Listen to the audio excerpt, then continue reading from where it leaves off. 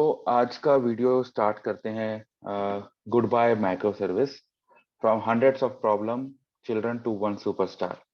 तो ये जो चीजें हैं, जो माइक्रो सर्विस के बारे में बात कर रहा हूँ, मैं आपको पता है मैं ब्लॉग पढ़ता हूँ एंड ब्लॉग पढ़ने के बाद एक चीजें वीडियो रिकॉर्ड करता हूँ and if you like it you can watch it, otherwise just in the space of this cloud and you can see it any time it pops up.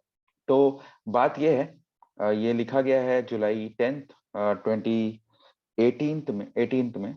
So unless आप किसी rock के अंदर हो या आप कहीं और दुनिया में हो या आप कोई क्या बोलना चाहिए मेरे को, आप वो बंदे ही नहीं हो जो सॉफ्टवेयर में बात करता है, आपको नहीं पता, तो ये चीजें नहीं समझ आएंगी। बट माइक्रो सर्विसेज क्या है, तो अभी क्या है कि एज आ गया है कि हम कैसे सेगमेंट करते हैं।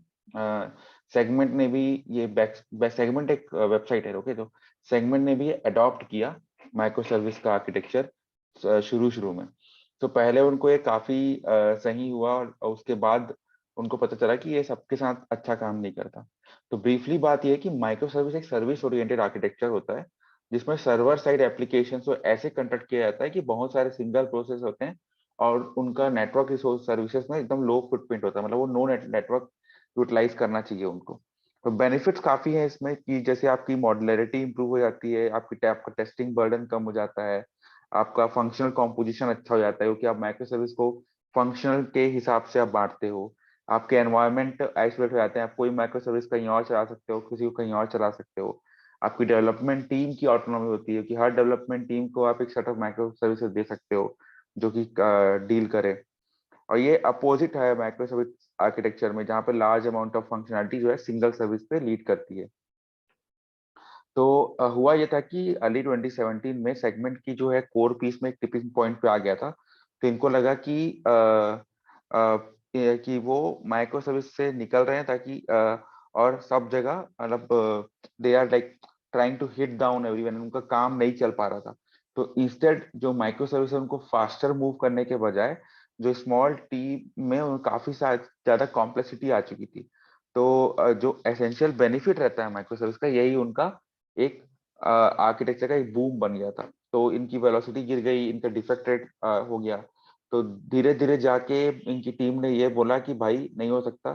तीनों ने 3 फुल टाइम इंजीनियर को ये दिया था कि उनका जो मोस्ट ऑफ द टाइम था वो सिर्फ सिस्टम को अलाइव रखने के लिए काम होता रहा, जिसको चेंज करना, और बिकॉज बहुत बड़ा इशू है ये।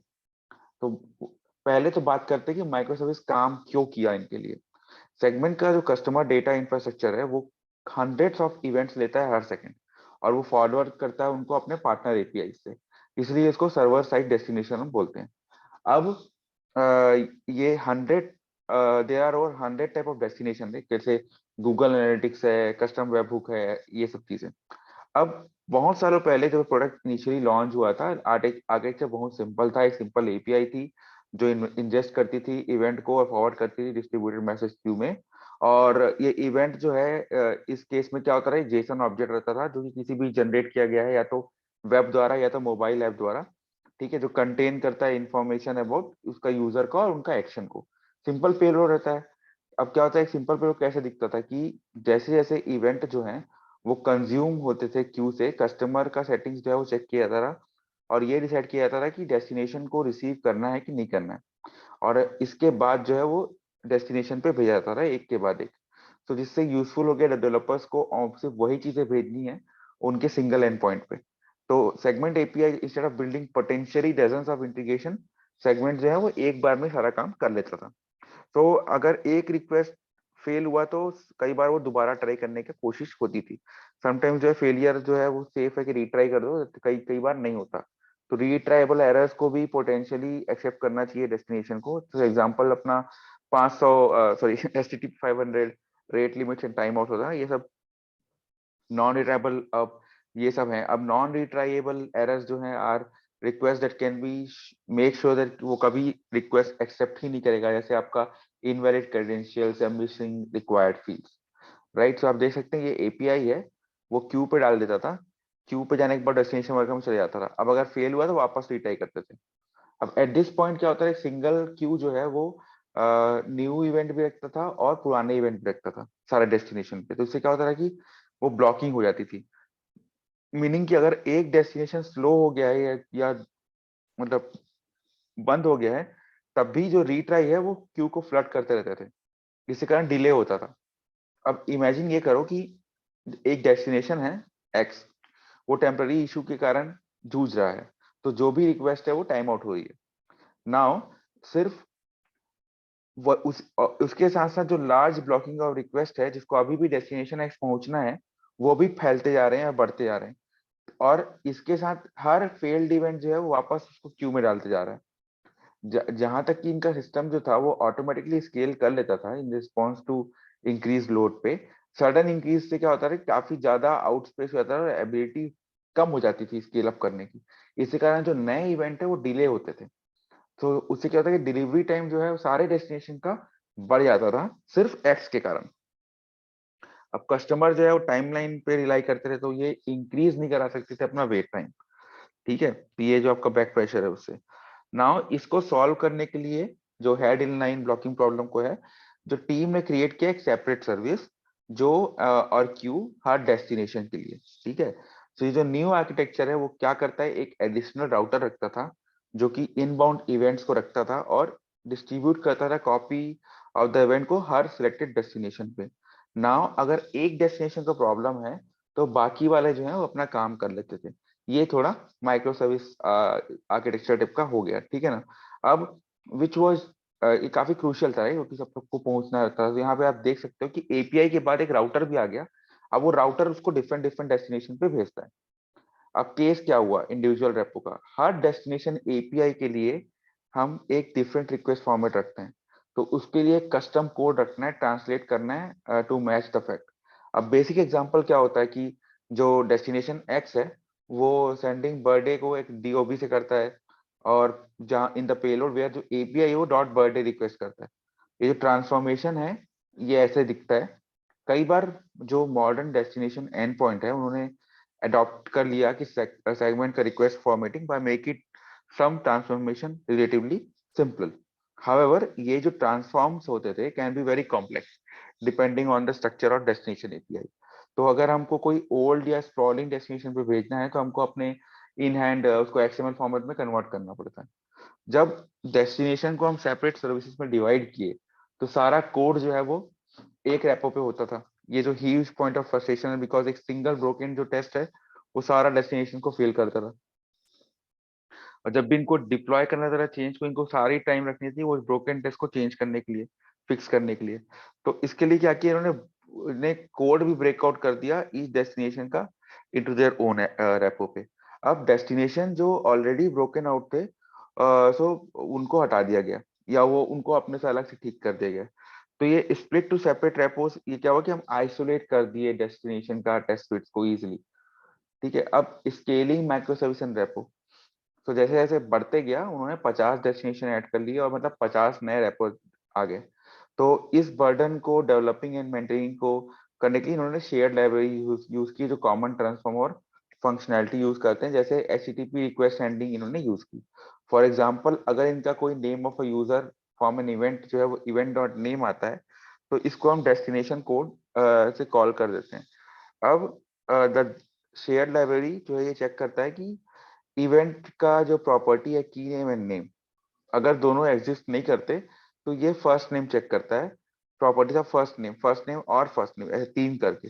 अगर ये it does the same for last name, checking the cases right. तो शेयर लाइब्रेरी जो है वो made building new destination quick. so similar the familiarity brought by a uniform set of shared functionality made maintenance also a less headache। अब क्या हुआ, सब कुछ सही है, तो एक नया प्रॉब्लम आ गया। जब हम टेस्ट या डिप्लॉय कर रहे हैं शेयर लाइब्रेरीज को, तो उसको उसका इम्पैक्ट क्या है बाकी डेस्टिनेशंस में, ये भी चेक करना था।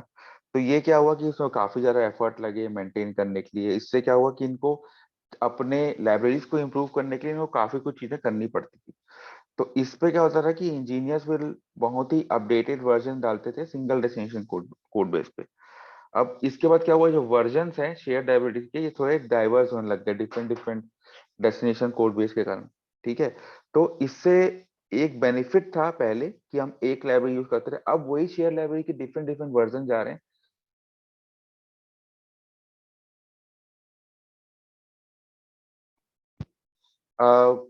क्या बोलना चाहिए, आपका वो भी सफर हो रहा था कि आप कैसे उसको डिप्लॉय करते हो ये सब चीजें। अब एक एडिशनल प्रॉब्लम ये थी कि हर सर्विस का एक डिस्टिंक्ट लोड पैटर्न था। कुछ सर्विस जो है वो एक सिर्फ handful of request per day use कर सकते थे, कुछ सर्विस जो है वो कहाँ बहुत सारे यूज कर सकते थे। तो जो डेस्टिनेशन है जो सिर्फ स्मॉल नंबर ऑफ इवेंट्स लेते थे, उनको मैनुअली स्केल अप करना पड़ता था, ठीक है, ताकि अनएक्सपेक्टेड ना हो। अब इन्होंने ऑटो स्केलिंग तो इम्प्लीमेंट की थी, लेकिन हर सर्विस का एक डिस्टिंक्ट रहता था blend of CPU required and memory usage, जिसके कारण जो ट्यूनिंग करना वो ऑटो स्केलिंग का वो भी डिफिकल्ट हो गया था। तो जो नंबर ऑफ डेस्टिनेशन जो है वो कंटिन्यू किए रैपिडली ग्रो करने के लिए टीम ने, और 3-3 डेस्टिनेशन पर मंथ यूज किए, जिससे काफी ज्यादा रेपो आए, काफी क्यूज आए, काफी वो माइक्रो सर्विसेज आए। हर माइक्रो सर्विस के साथ एक ऑपरेशनल ओवरलोड बढ़ता गया। तो इसके बाद इन्होंने क्या किया, इन्होंने वापस माइक्रो सर्विस और क्यू को डिच कर दिया, ठीक है। तो इन्होंने क्या किया, अब वो पूरे 140 सर्विस को एक सिंगल सर्विस में रखा। तो जो ये ओवरहेड था मेंटेन करने का इतनी सारी सर्विस को, वो चीजें इन्होंने सॉल्व करने की कोशिश की। तो आर्किटेक्चर जो है जो मूव करा सिंगल सर्विस में, वो काफी चैलेंज था। सेपरेट क्यू पर डेस्टिनेशन से क्या होता था, हर वर्कर को चेक करना होता था every Q for work which would had a extra layer of compatibilities. The main inspiration was centrifuge. तो सेंट्रीफ्यूज क्या किया, वो हर इंडिविजुअल क्यूज को रिप्लेस करके वो एक सेंडिंग इवेंट्स पे सिंगल मोनोलिथ पे रखा। तो ये आप देख सकते हैं। अब moving to a monorepo, अब इनको पता चला कि भाई अब एक ही सर्विस होगा, तो सारे डेस्टिनेशन को भी हम एक ही रेपो पे डालते हैं। इसका मतलब ये है कि सारे डिफरेंट डिपेंडेंसी एंड टेस्ट को सिंगल रेपो पे करना था, तो ये तो मैसी होता। तो इनके पास 120 यूनिट डिपेंडेंसी थी, तो इन्होंने एक वर्जन रखा फॉर सब डेस्टिनेशन के लिए। जैसे ही इन्होंने डेस्टिनेशन को मूव किया, इन्होंने डिपेंडेंसीज को चेक किया कि कौन सा डिपेंडेंसी वो यूज कर रहे हैं, और सबको लेटेस्ट वर्जन से अपडेट किया। कुछ भी डेस्टिनेशन ब्रोक हो रहा था तो उसको इन लोग फिक्स कर रहे थे। फिर विद दिस ट्रांजिशन इनको कोई भी डिफरेंट वर्जन ये सबको करने की जरूरत नहीं पड़ती थी, हर डेस्टिनेशन का सेम वर्जन पे काम करते थे, जिससे कॉम्प्लेक्सिटी कोड बेस का काफी रिड्यूस हुआ। डेस्टिनेशन को मेंटेन करना भी less time consuming and less risky हुआ। इनको हमेशा से टेस्ट सूट चाहिए था, ताकि ये क्रिटिकल और क्विकली रन कर सके सारे टेस्ट्स को। तो यही इनका मेन ब्लॉकर था, जिसकी शेयर लाइब्रेरीज के लिए डिस्कस की गई थी। नाउ फॉर्चुनेटली बिकॉज सारे डेस्टिनेशन टेस्ट को हैं एक सिमिलर स्ट्रक्चर थे, तो इन्होंने बेसिक यूनिट टेस्ट रखे, जो कि कस्टम ट्रांसफॉर्म लॉजिक को वेरीफाई करते थे कि वो करेक्ट है कि नहीं, और फिर वो एग्जीक्यूट करते थे एचटीटीपी रिक्वेस्ट को पार्टनर एंड पॉइंट से। फिर ये रिकॉल करते अपना ओरिजिनल जो मोटिवेशन था, keeping separate code base for destination into its own repo to isolate test failures. However, ये जो है उनका एक फॉल्स एडवांटेज बना। तो टेस्ट जो एचटीटीपी रिक्वेस्ट को फेल करवा रहे थे सम फ्रीक्वेंसी से, with destination separated into their own repo, there was little motivation to clean up the failing test, right? तो इससे क्या हुआ, हाइजीन, जो कोड की हाइजीन है वो कम। मान लो 10 में से जो आपके पास 120 हैं, और 120 टेस्ट केसेस, हर हर डिपेंडेंसी का अलग अलग टेस्ट केस है, तो वो आखिरी वाले पे आपको जो लास्ट वाला था जिसमें इशू आ रहा था, उसको आप छोड़ दोगे, चलो ठीक है चल रहा है चलने दो वाला, तो वो था। अब building a resilient test suite, ये जो आउटबाउंड एचटीटीपी रिक्वेस्ट है जो डेस्टिनेशन एंड पॉइंट पे जाती थी, जब टेस्ट रन होता था, प्राइमरी कॉज होता था ये फेलियन टेस्ट। तो जैसे इससे जो अनरिलेटेड इश्यूज रहते थे, जैसे एक्सपायर्ड क्रेडेंशियल्स, उसको उसके कारण टेस्ट जो है वो फेल नहीं होना चाहिए। तो इनको पता था कि एक्सपीरियंस किया था कि सम डेस्टिनेशन एंड पॉइंट जो है वो काफी स्लोअर है। Some took up 5 minutes to run their test, with other took up like hours to run. तो इसको सॉल्व करने के लिए इन्होंने एक ट्रैफिक रिकॉर्डर नाम की चीज क्रिएट की। ट्रैफिक रिकॉर्डर जो था वो एक टॉप ऑफ याक बैक करके है उसमें बना था, और इसका रिकॉर्डिंग करने का और सेविंग डेस्टिनेशन टेस्ट ट्रैफिक को करने का इनका रहता था। वेनेवर एक टेस्ट रन हुआ फर्स्ट टाइम के लिए, कोई भी रिक्वेस्ट है उसकी करस्पॉन्डिंग रिस्पॉन्स है उसको रिकॉर्ड किया जाता था एक फाइल पे। हर सब्सिक्वेंट रन के बाद वो रिकॉर्डिंग होती थी, डेस्टिनेशन एंड पॉइंट पे डाला जाता था। ये फाइल को एक रेपो पे डाला जाता था जहाँ पे कंसिस्टेंट टेस्ट केस होती थी हर चेंजेस के बाद। नाउ टेस्ट सूट जो है वो डिपेंडेंट नहीं होते थे एचटीटीपी रिक्वेस्ट के ऊपर, तो ये टेस्ट जो है मोर रेजिलिएंट बन गए और मस्ट हैव माइग्रेशन हो गए सिंगल रेपो के लिए। अब ये बताते हैं कि running test for every destination for the first time after we integrated traffic recorder, तो ये कुछ मिली सेकेंड्स में कंप्लीट हो जाता है ताकि 140 प्लस डेस्टिनेशंस के लिए मिली सेकेंड्स में कंप्लीट हो जाता है, जो कि बहुत अच्छी बात है। अब why a monolith works? So once the code for all the destination lived in a single repo, they could be merged into a single service. अब इसको मैं अच्छे से बात करता हूँ। तो एवरी डेस्टिनेशन के साथ जो एक सर्विस पे है, प्रोडक्टिविटी इंप्रूव हुई। हमको 140 सर्विस अलग अलग डिप्लॉय नहीं करनी है, ठीक है। तो इससे हमारा वेलोसिटी इंप्रूव हुआ। जब माइक्रो सर्विस था, हमको 32 इंप्रूवमेंट 32 इंप्रूवमेंट करने रखे। इस साल में इन्होंने 46 इंप्रूवमेंट्स कर दिए। और इन्होंने अपने लाइब्रेरीज में जब बहुत ज्यादा इंप्रूवमेंट किया जब से इन्होंने वापस आया है। तो चेंजेस आल्सो बेनिफिट इनकी ऑपरेशनल स्टोरी पे। Every destination living in one service काफी अच्छा मेमोरी इंटेंस डेस्टिनेशन है उनके पास मिक्स है, which made scaling the service to meet the demand of significantly easier. तो लार्जर वर्क पूल है वो स्पाइक को ऑब्जर्व कर सकता है, मान लो किसी एक में भी हुआ तो ये अच्छा था। अब ट्रेड ऑफ क्या था? Moving from micro service architecture से monolith was a huge improvement बोलते हैं, बट थोड़ा बहुत ट्रेड ऑफ तो था। पहला है कि फॉल्ट आइसोलेशन जो है वो बहुत डिफिकल्ट था। जब भी आप कोई कोड रन करते हो मोनोलिथ पे, अगर बग इंट्रोड्यूस होता है एक डेस्टिनेशन पे, तो वो एक सर्विस को क्रैश कर देता है। तो सर्विस जो है वो सारे डेस्टिनेशन पे क्रैश हो जाती है। तो इससे इसके लिए उन्होंने बहुत सारी ऑटोमेटेड टेस्टिंग रखी थी, बट टेस्ट भी कुछ दूर तक आपको ले जाते हैं। तो ये और ट्राई कर रहे हैं उसके लिए।